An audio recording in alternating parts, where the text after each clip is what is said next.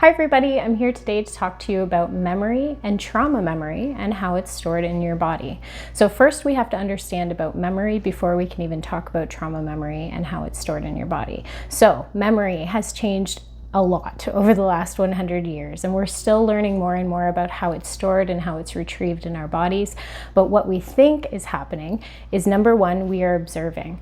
So how do we observe? We take in information from people, places, environments around us, using our five senses. So sight, smell, sound, taste, and touch. After we observe and we take in the information around us, our brain starts to encode that information. So it takes in not everything, because that would be too overwhelming for our brains to take in all of the stimuli in our environment, but it picks out certain things and it starts to encode that using memory and feelings. Next, we have storage. So storage comes when our brain then decides to process the information that we took from the absorbing and the encoding phases, and it stores it either into short-term memory, which can be then turned into long-term memory, or it just holds it and then lets it go. After that, we have the retrieval phase. So this is where we start to go back to our files or our memories, our memory files, and kind of retrieve from it both actively and passively, consciously and subconsciously. The last phase is our reaction phase.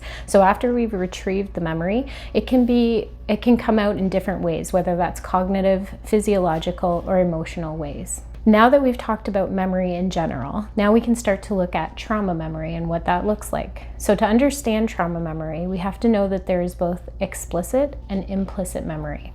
So explicit memories are the ones that are really easy to recall. We can recall them with fact, with detail. It's easy for us to process them. This is happening really actively and passively often. The second type of memory is the implicit memories. These are the ones that are usually activated in our body or in our system when we smell something, we hear something, taste, touch. There's a sound of some type that triggers us into that memory state. So we pull out that file, we retrieve that file of what's happened to us in the past, and now we are either put into fight or flight mode, or we're able to kind of manage with the memory or the response that's coming up in our body. When we talk about traumatic memories, we're really talking about implicit memory. Implicit memory or traumatic memories are intrusive. They often will come out in different ways through seeing images, intense sensations, emotions, or feelings. So now that we know about memory and trauma memory, we want to talk about how it shows up in the body.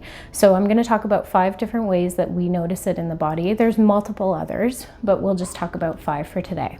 So the first one is dissociation. Dissociation is a big word for just basically feeling disconnected within our body and our minds. Oftentimes when we go through dissociation, it doesn't have to be just during a traumatic event. It can be just to disconnect for a while, which can be helpful. But in the long term, it can be problematic for us because we are not grounded. So that's the first way. The second way is through physical sensations. So physical sensations can be anything within the trunk of our body. So oftentimes it'll happen within our chest, our spine, our low back, our physical health issues within our stomach, and all of our internal organs in the abdomen area. The third way is through GI issues or gastrointestinal issues. So a lot of the times trauma survivors, their memories will come out in ways that make them feel stuck. I have a lot of clients who talk about constipation issues, and what this means is that if your body is in the fight or flight response, it will often shut down the metabolic system that starts to process or digest your food. So when we talk about the autonomic nervous system and we talk about the sympathetic versus the parasympathetic, you'll often hear fight, flight, freeze response with the sympathetic, and rest and digest with the parasympathetic. The fourth way is through tightness or constriction of breath. So oftentimes people who are storing trauma memories in their body will often collapse in on themselves, have bad posture, and that will restrict their diaphragm. It'll be difficult for them to breathe into their full torso, full chest, and it'll be difficult to elongate the spine so that you have a full breath as opposed to a shallow inhale. The fifth and final way that we can see trauma memory show up in our bodies is if we are not sleeping well. Sleep is a really good indicator of a lot of different things when it comes to our health, one of which is trauma memory. So if we're having trouble falling asleep or waking throughout the night, then we know that our cortisol levels may be impacted, as well as our adrenals. So we definitely want to use sleep as an indicator as to whether or not we might be storing trauma memories in the body. If you like our content, please like and subscribe, and also click on the bell for notifications.